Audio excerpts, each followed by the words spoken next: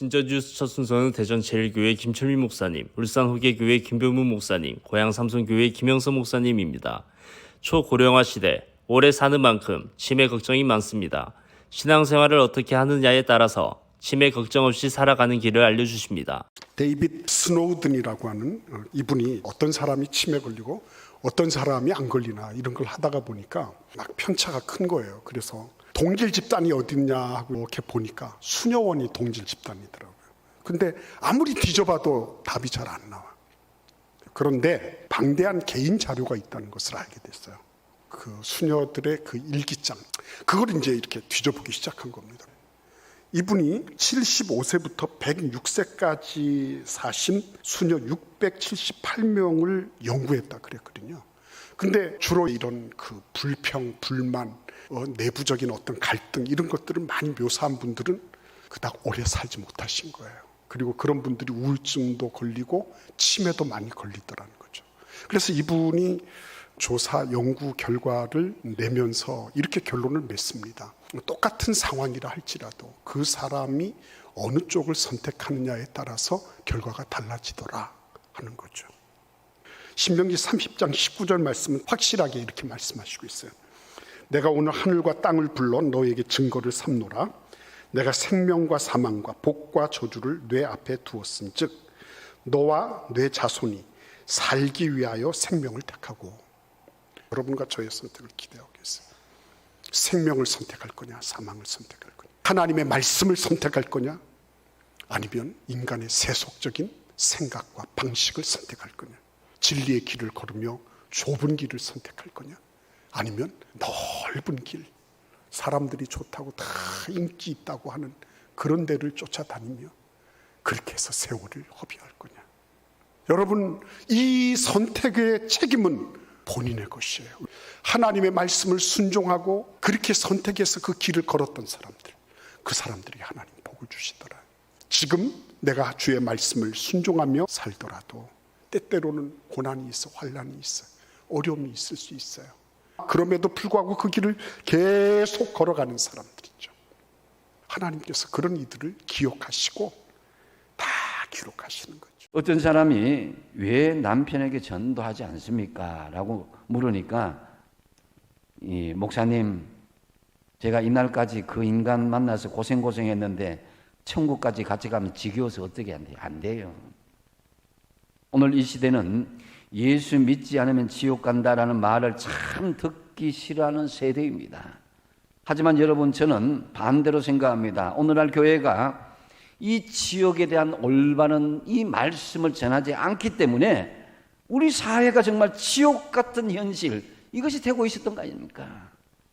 지옥으로 들어가는 가족을 더 늦기 전에 건져내는 것이 전도인 것입니다. 그러기에 최고의 사랑 실제는 지금 전도하는 것이다 라는 거죠. 명문대학 가고 의사가 되고 판사가 되고 큰 부자가 되고 뭐합니까? 여러분, 지옥 간 부자의 절규가 들리지 않습니까? 그래도 부자가 부럽습니까? 부자는 이 세상에 있는 자기 형제 다섯이 자기가 고통받는 지옥에 오지 않기를 간절히 소원하고 있지 않습니까? 죽은 자가 이 세상에서 살아있는 자를 위하여 아무것도 할 수 없는 것입니다.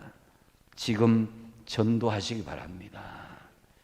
그리고 주님께서 마지막으로 남기신 유언의 말씀이 뭡니까? 너무나 잘 아시는 마태복음 28장 19절에 20절 말씀 같이 한번 읽어보겠습니다. 그러므로 너희는 가서 모든 민족의 제자로 삼아 아버지, 아들과 성령의 이름으로 세례를 베풀고 내가 너희에게 분부한 모든 것을 가르쳐 지키게 하라.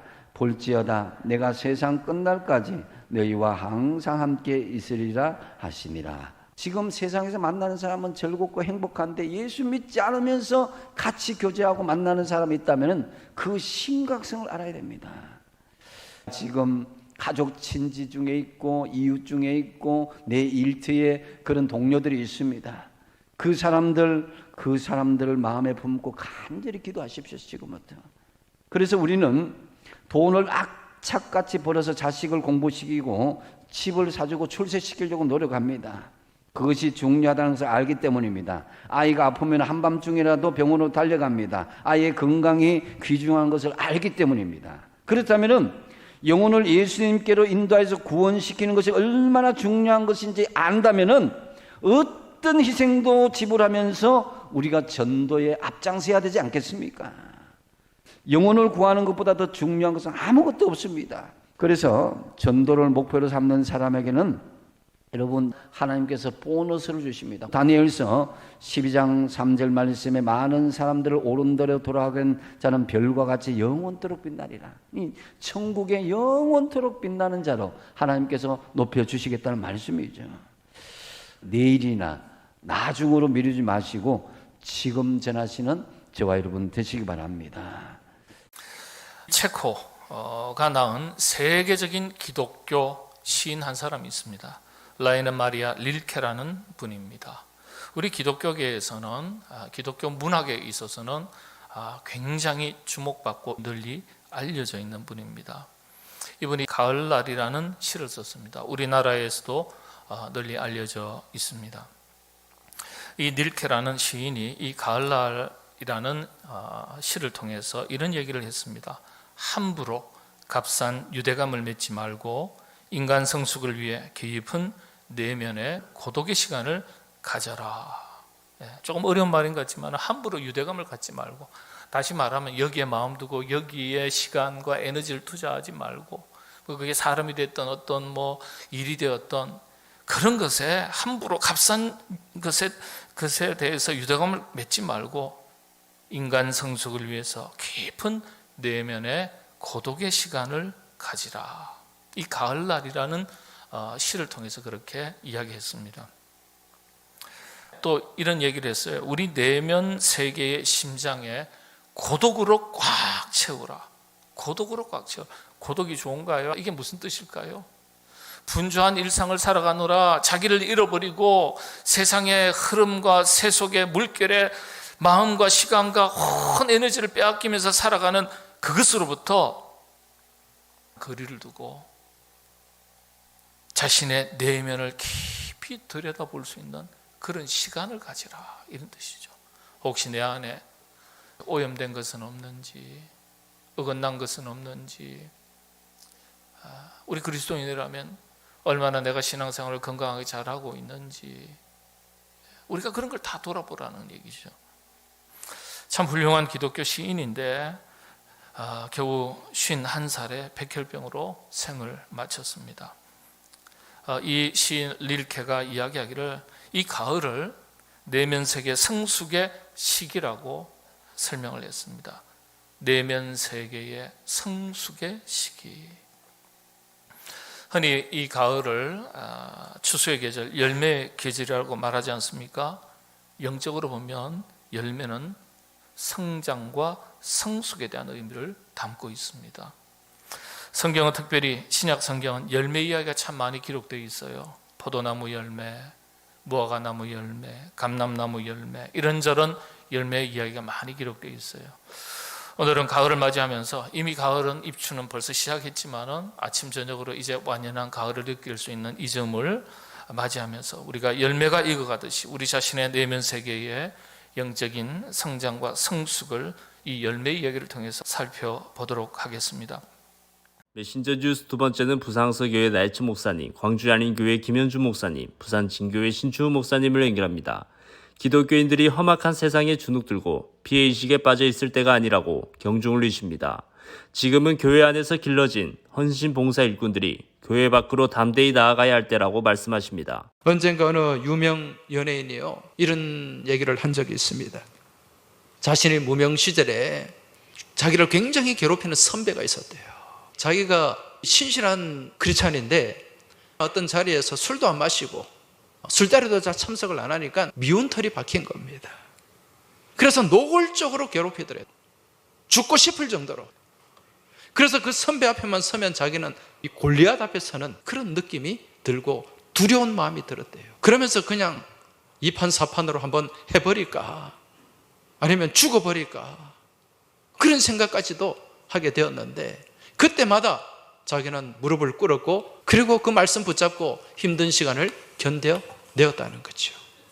그렇게 참고 인내하며 성실하게 살아가는 그 모습을 선배들이 보게 되고, 특히 크리스찬 선배들이 많은 도움을 베풀어 주었다는 거죠. 그러면서 하루하루 시간이 지나면서 이제 그런 어려운 문제들이 해결이 되고 또 어느 정도 자기가 인기가 올라가니까 그러한 관계들이 좀 해소가 되었다는 거죠. 그리고 그렇게 괴롭히던 그 골리앗과 같은 그 선배는 결국 방송에서 퇴출되고 말았다고 합니다. 우리 직장 가운데 때로는 교우들 가운데 골리앗처럼 엄청나게 큰 덩치로 다가와서 나를 엇박지르고 나를 격동케 하며 나에게 싸움을 돋우는 대상이 있을 수도 있습니다.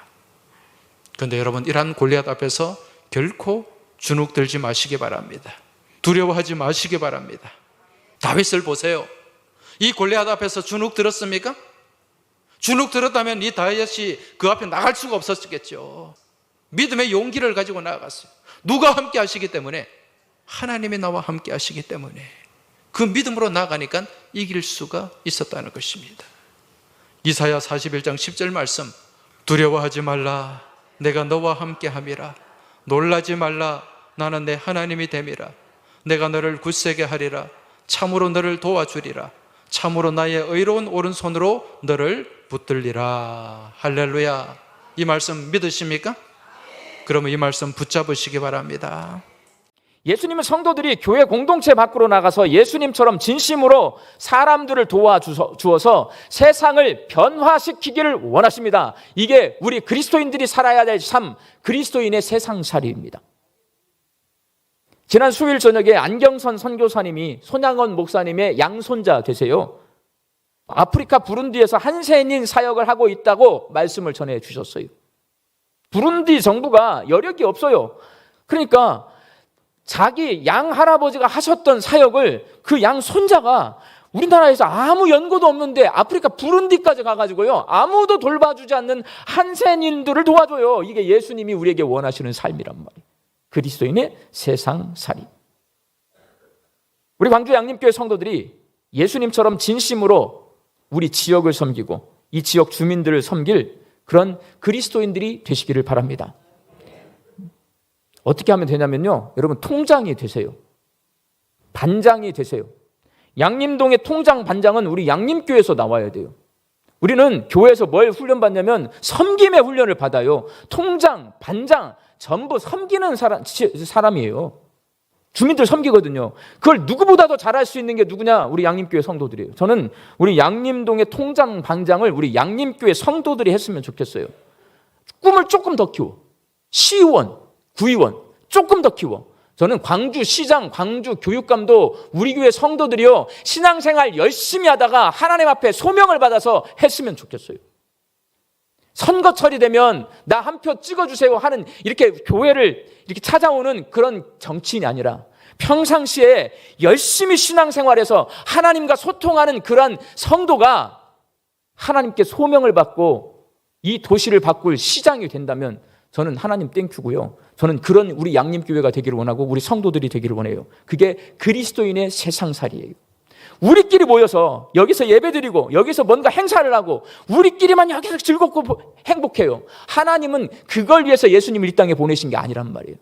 교회가 문을 열고 나가서 세상을 섬기도록 우리를 구원하셨어요.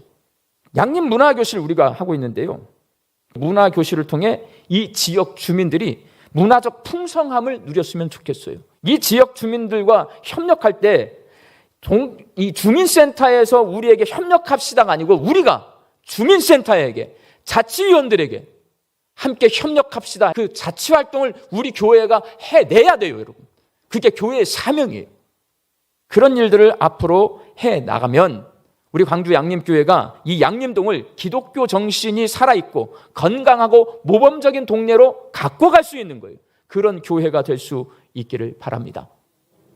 그렇게 예수님이 원하시는 그리스도인의 세상살이를 살아가는 저, 그리고 여기 앉아 계신 여러분이 될 수 있기를 예수님의 이름으로 축원합니다. 겨울이 되면 한방눈들이 내리는 경우들이 있습니다.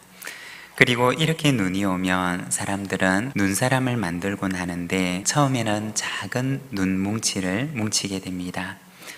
그리고 이 눈뭉치를 비탈길과 같은 곳에서 조금씩 굴려가게 되면 처음에는 작은 눈뭉치가 조금씩 몸집이 커져서 나중에는 커다란 눈덩이가 됩니다.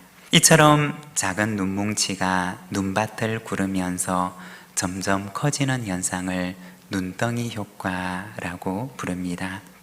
이러한 눈덩이 효과는 경제 현상을 설명할 때 그리고 사회 현상을 설명할 때도 사용이 되어지지만 그러나 또한 우리 생각에 대해서 이야기를 할 때도 사용되기도 합니다.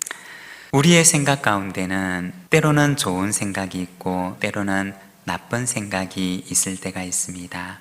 그런데 생각의 생각이 꼬리를 물고 이어지다가 보면 마치 눈덩이처럼 이 몸집이 커다랗게 변하게 됩니다.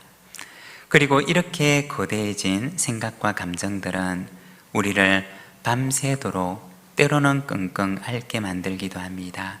그리고 우리가 통제할 수 없을 정도의 불안과 두려움과 의심을 만들어내기도 합니다.